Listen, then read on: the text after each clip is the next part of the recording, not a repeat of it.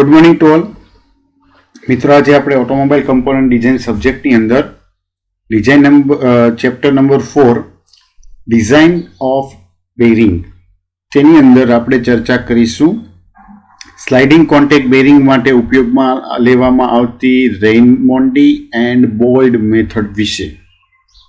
મિત્રો આ મેથડની મદદથી સ્લાઇડિંગ કોન્ટેક્ટ બેરિંગમાં ડિઝાઇન કરવામાં આવે છે। Before proceeding the design of hydrodynamic bearing, it is necessary to establish the relationship between the different design and performance variable. Hydrodynamic design bearing માટે design કરતા પહેલા અલગ અલગ ડિઝાઇન વેરિયેબલ એન્ડ પરફોર્મન્સ વેરિયેબલના રિલેશનને તેની વચ્ચેના જે રિલેશન જે છે તેને નક્કી કરવા માટે તેને એસ્ટાબ્લિશ કરવા જરૂરી બનતા હોય છે। Albert Raimondi and John Boyd of the Westinghouse research laboratories solve the રેયમોન્ડી's equation on computer by the using of iteration technique. They combine different design and performance variable to form the number of dimensionless parameter. Westinghouse research લેબોરેટરીના Albert Raimondi and John બોયડે જે ટેકનિકનો ઉપયોગ કર્યો છે ઇન્ટરેશન technique કે જેની અંદર પુનરાવર્તન કરવામાં આવે છે, તો તેનો ઉપયોગ કરીને કોમ્પ્યુટરની મદદથી રેનોલ્ડ ઇક્વેશનનું સોલ્યુશન કર્યું હતું। તેઓએ અલગ અલગ ડિઝાઇન વેરિયેબલ અને પરફોર્મન્સ વેરિયેબલને લઈને કેટલાક ડાયમેન્શનલેસ પેરામીટરની સંખ્યા બનાવેલી હતી। The value of these dimensionless parameter are available in the form of chart and table. અને આ જે ડાયમેન્શનલેસ પેરામીટરની વેલ્યુ છે તેના માટે તેણે એક ચાર્ટ અને એક ટેબલ બનાવેલું છે। The chart and table are available for the full as well as partial in bracket B is equal to 60 degree, 120 degree and 180 degree. The journal bearings of 1 divided by D ratio 1 divided by 4, 1 divided by 2, 1 and infinitive.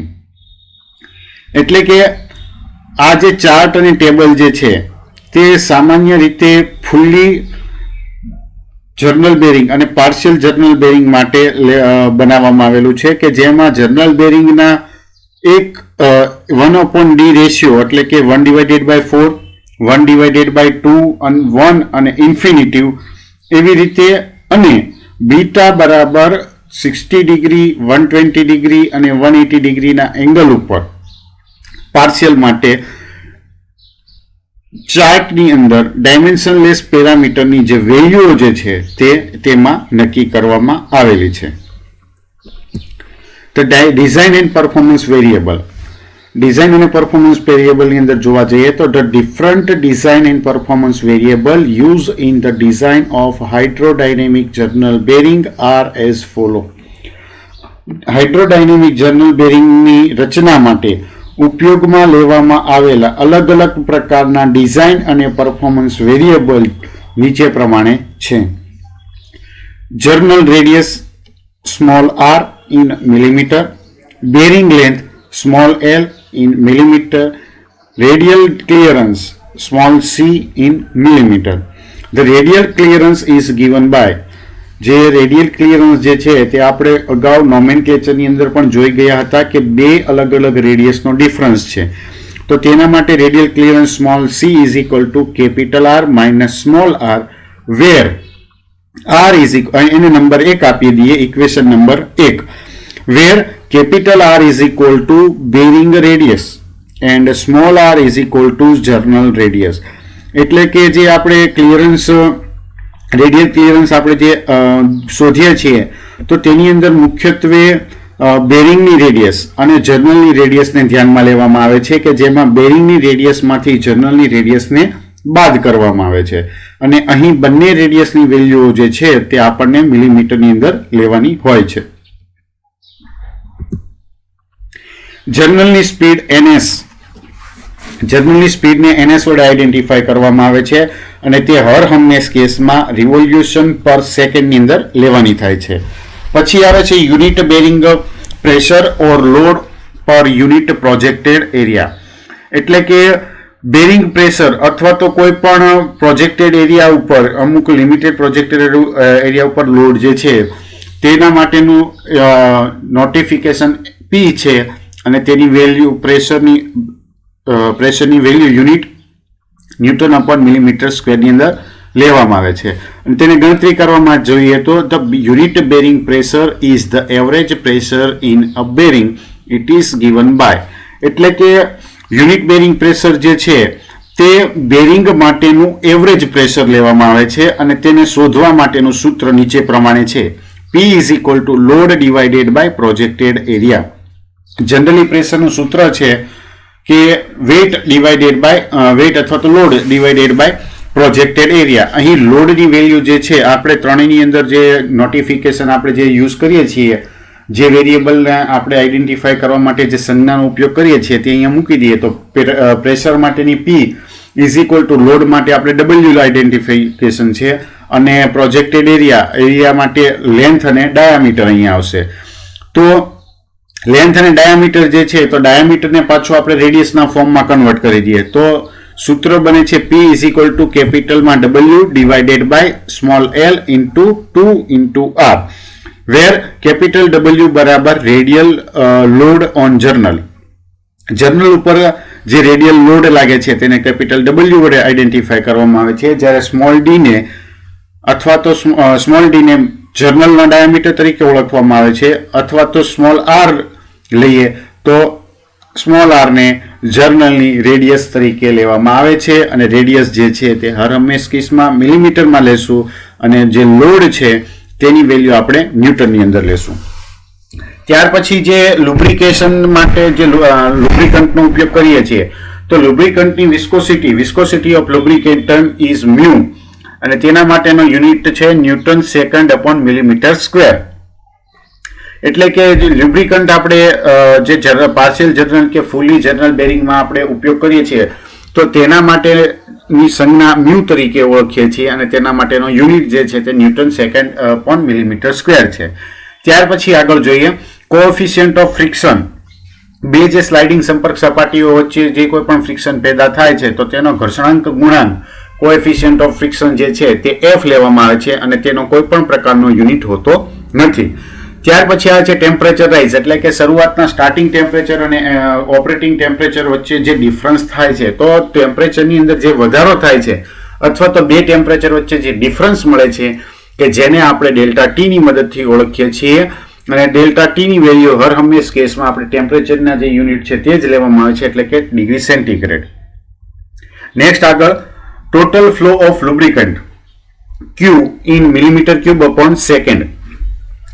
લ્યુબ્રિકન્ટ જે આપણે sliding contact બેરિંગની અંદર use કરીએ છીએ તો આ લ્યુબ્રિકન્ટ જે હશે અથવા તો જે કોઈ લિક્વિડ હશે તો તેનો ફ્લો રેટ કેટલો હશે તો તે ક્વોન્ટિટીની અંદર મેઝર કરવામાં આવે છે. એટલા માટે તેની સંજ્ઞાને આપણે Q કહીએ છીએ અને તેનો unit millimetre cube divided by second. એટલે કે એક સેકન્ડની અંદર કેટલા જથ્થામાં લ્યુબ્રિકન્ટ જે છે તે ફ્લો થાય છે. નેક્સ્ટ આગળ જોઈએ સાઇડ લીકેજ ઓફ લ્યુબ્રિકેન્ટ.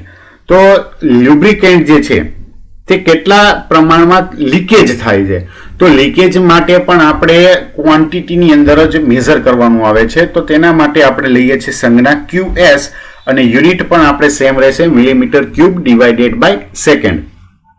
નેક્સ્ટ આવે છે મિનિમમ ફિલ્મ થિકનેસ HO. જે ફિલ્મ થિકનેસ વિશે આપણે અગાઉ નોમેનક્લેચરની અંદર પણ જોઈ ગયા હતા તેની ડેફિનેશન. તો જે ફિલ્મની બેરિંગ અને જર્નલ વચ્ચે જે પાતળું લેયર, લિક્વિડનું લેયર અથવા તો ઓઇલની અથવા તો લુબ્રિકન્ટનું લેયર જે બને છે તો તેની જાડાઈ કેટલી છે તેને માપવા માટે આપણે HO યુનિટ સંજ્ઞા વાપરીએ છીએ અને આ જે થિકનેસ હશે તે આપણે કેની અંદર મેજર કરી શકીએ છીએ તો કે મિલીમીટરની અંદર. નેક્સ્ટ આગળ બોયડ એન્ડ રેયમન્ડ ઇક્વેશન માટેની ફિગર જે છે તે દર્શાવેલી છે કે જેની અંદર પ્રેશર ડિસ્ટ્રીબ્યુશન પૂરેપૂરી સંપર્ક સપાટી ઉપર કઈ રીતે લાગે છે તે અહીં દર્શાવવામાં આવેલું છે પહેલી ફિગરની અંદર. જ્યારે એક્સેલ પ્રેશર ડિસ્ટ્રીબ્યુશન કઈ રીતે થાય છે શાફ્ટની મદદથી તે બાજુની અંદર ફિગરમાં દર્શાવેલું છે. અહીં અલગ અલગ વેરિયેબલ જે છે તે કયા કયા લાગે છે અને તેના માટેના નોટિફિકેશન પણ અહીં આકૃતિની અંદર સ્પષ્ટ રીતે જોઈ શકીએ છીએ.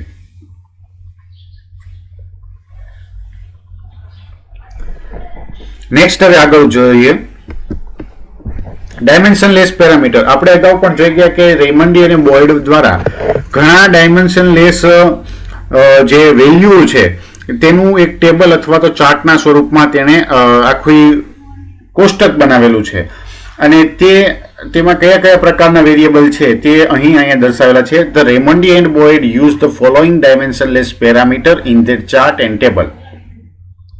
સૌથી પહેલા નંબર ઉપર આવે છે સમરફિલ્ડ નંબર અથવા તો બેરિંગ કેરેક્ટરિસ્ટિક નંબર કે જેને S વડે દર્શાવવામાં આવે છે. અહીં તેનો કોઈ પણ પ્રકારનો યુનિટ નથી. ત્યારબાદ આવે છે લેન્થ ટુ ડાયામીટર રેશિયો એટલે કે small l upon small d unitless. Next આવે છે મિનિમમ ફિલ્મ થિકનેસ વેરિયેબલ એટલે કે અહીં પણ રેશિયો જે છે તે HO ડિવાઇડેડ બાય C વડે દર્શાવવામાં આવે છે. પછી ચોથા નંબર ઉપર આવે છે eccentricity ratio epsilon. Coefficient of friction variable or CFV કે જેને R divided by C into F દર્શાવવામાં આવે છે. પછી આ છે ફ્લો વેરિયેબલ એટલે કે Q upon R C and S into L. Seventh one is flow ratio QS upon Q. Next આઠમા નંબર ઉપર maximum film pressure ratio. નવમા નંબર ઉપર position of the maximum film pressure or maximum film pressure angle theta P maximum. પછી આવશે zero pressure angle theta P0. 11મા number ઉપર આવે છે position of minimum film thickness or minimum film thickness angle phi. અને 12મા number ઉપર આવશે temperature rise variable rho into CP into delta T divided by P. તો આટલા વેરિયેબલ રેમન્ડી અને બોયડ દ્વારા જે ડાયમેન્શનલેસ પેરામીટર માટેનો ચાર્ટ અથવા તો ટેબલ બનાવવામાં આવેલું છે તેની અંદર તે લોકોએ ઉપયોગમાં લીધેલા છે. હવે આપણે અલગ અલગ વેરિયેબલ માટે કઈ રીતે તેની ડિઝાઇન માટે આપણે ઉપયોગ કરી શકીએ છીએ તે જોઈશું.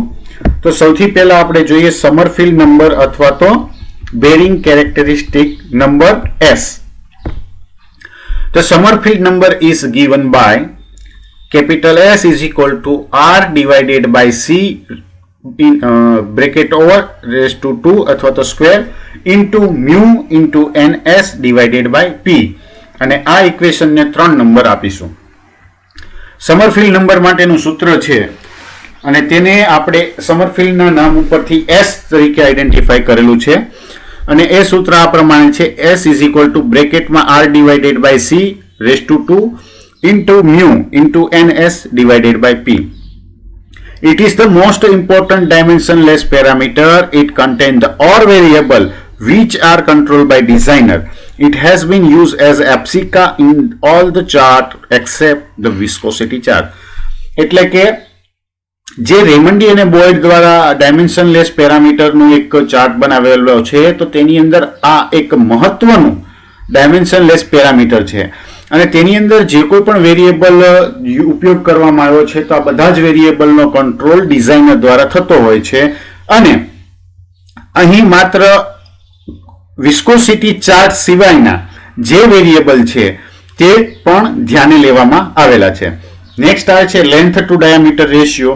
તો એ જનરલી આપણે જે સૂત્ર જે રેશિયા માટેનું છે કે લેન્થ ડિવાઇડેડ બાય ડાયામીટર કે જેમાં લેન્થને સ્મોલ l વડે દર્શાવવામાં આવે છે અને ડાયામીટરને સ્મોલ d વડે દર્શાવવામાં આવે છે. પછી આવે છે મિનિમમ ફિલ્મ થિકનેસ વેરિયેબલ. તો અહીં ફિલ્મ થિકનેસ વેરિયેબલની અંદર જોવા જઈએ તો ફિલ્મ થિકનેસ જે છે મિનિમમ ફિલ્મ થિકનેસ જેને HO વડે દર્શાવવામાં આવે છે અને C જે છે તે રેડિયલ ક્લિયરન્સ બંને વચ્ચે કેટલું છે એટલે કે બેરિંગ રેડિયસ ઓફ બેરિંગ અને રેડિયસ ઓફ જનરલનો જે ડિફરન્સ છે તેને આપણે ક્લિયરન્સ તરીકે ઓળખીએ છીએ. તો ક્લિયરન્સ અને ફિલ્મ થિકનેસનો રેશિયો જે છે તે અહીં ધ્યાને લેવામાં આવે છે. નેક્સ્ટ આવે છે એક્સેન્ટ્રિસિટી રેશિયો. તો eccentricity ratio is given by epsilon is equal to E divided by C, કે જેને 4 નંબરમાં ઇક્વેશન તરીકે આઈડેન્ટિફાય કરવામાં આવે છે. હવે આપણે ફરીથી ફિગર નંબર એ જે આપણે ઉપર જોઈ ગયા તેમાં જોઈએ તો કેપિટલ R બરાબર small e plus small r plus HO. તો R વાળી બે વેલ્યુ એક તરફ લઈ જઈએ, R વાળા કમ્પાઉન્ડ અને બીજા કમ્પાઉન્ડ એક તરફ લઈએ, એટલે capital R minus small r is equal two small e plus HO. So C is equal to E plus HO, અને C ને બંનેની તરફ બંને વેરિયેબલ C ને બંને તરફ જે ઇક્વેશનની અંદર ડિવાઇડેડ કરવામાં આવે તો C ડિવાઇડેડ બાય C કરશું એટલે 1 મળશે. સામેની બાજુ E upon C plus HO divided by C.